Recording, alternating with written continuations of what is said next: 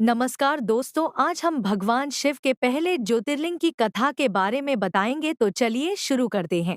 गुजरात प्रांत के काठियावाड़ क्षेत्र में समुद्र के किनारे सोमनाथ नामक विश्व प्रसिद्ध मंदिर में यह ज्योतिर्लिंग स्थापित है। पहले यह क्षेत्र प्रभास क्षेत्र के नाम से जाना जाता था।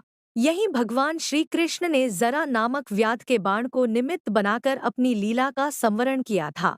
यहाँ के ज्योतिर्लिंग की कथा का पुराणों में इस प्रकार से वर्णन है। दक्ष प्रजापति की 27 कन्याएं थीं। उन सभी का विवाह चंद्रदेव के साथ हुआ था, किंतु चंद्रमा का समस्त अनुराग व प्रेम उनमें से केवल रोहिणी के प्रति ही रहता था। उनके इस कृत्य से दक्ष प्रजापति की अन्य कन्याएं बहुत अप्रसन्न रहती थीं। उन्होंने अपनी यह व्यथा कथा अपने पिता को सुनाई।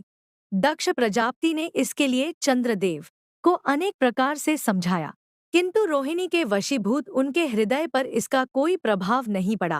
अंततः दक्ष ने क्रुद्ध होकर उन्हें क्षयग्रस्त हो जाने का शाप दे दिया। इस शाप के कारण चंद्रदेव तत्काल क्षयग्रस्त हो गए। उनके क्षयग्रस्त होते ही पृथ्वी पर सुधाशीतलता वर्षण का उनका सारा कार्य रुक गया और त्राहि मच गई।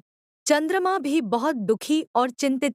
उनकी प्रार्थना सुनकर इंद्र आदि देवता तथा वशिष्ठ आदि ऋषिगण उनके उद्धार के लिए पितामह ब्रह्मा जी के पास गए।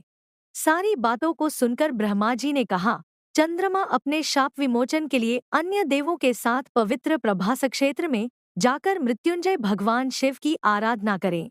उनकी कृपा से अवश्य ही इनका शाप नष्ट हो जाएगा और ये रोगमुक्त हो जाएंगे। उनके कथनानुसार चंद्रदेव ने मृत्युंजय भगवान की आराधना का सारा कार्य पूरा किया। उन्होंने घोर तपस्या करते हुए 10 करोड़ बार मृत्युंजय मंत्र का जप किया। इससे प्रसन्न होकर मृत्युंजय भगवान शिव ने उन्हें अमरत्व का वर प्रदान किया। उन्होंने कहा, चंद्रदेव, तुम शोक न करो। मेरे वर से तुम्हारा शाप मोचन तो होगा ही, साथ ही साथ प्रजापति दक्ष के वचनों की रक्षा भी हो जाएगी। कृष्ण पक्ष में प्रतिदिन तुम्हारी एक एक कला क्षीण होगी, किंतु पुनः शुक्ल पक्ष में उसी क्रम से तुम्हारी एक एक कला बढ़ जाया करेगी। इस प्रकार प्रत्येक पूर्णिमा को तुम्हें पूर्ण चंद्रत्व प्राप्त होता रहेगा। चंद्रमा को मिलने वाले इस वरदान से सारे लोकों के प्राणी प्रसन्न हो उठे। सुधाकर चंद्रदेव पुनः 10 दिशाओं में सुधावर्षण का कार्य पूर्ववत करने लगे। शाप मुक्त होकर चंद्रदेव ने अन्य देवताओं के साथ मिलकर मृत्युंजय भगवान से प्रार्थना की कि आप माता पार्वती जी के साथ सदा के लिए प्राणों के उद्धारार्थ यहाँ निवास करें। भगवान शिव उनकी इस प्रार्थना को स्वीकार करके ज्योतिर्लिंग के रूप में माता पार्वती जी के साथ तभी से यहाँ रहने लगे।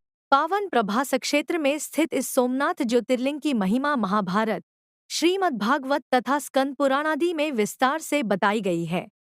चंद्रमा का एक नाम सोम भी है।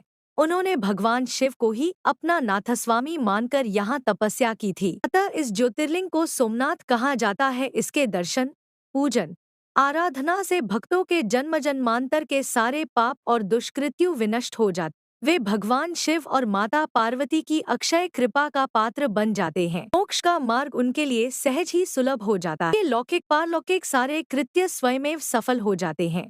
धन्यवाद।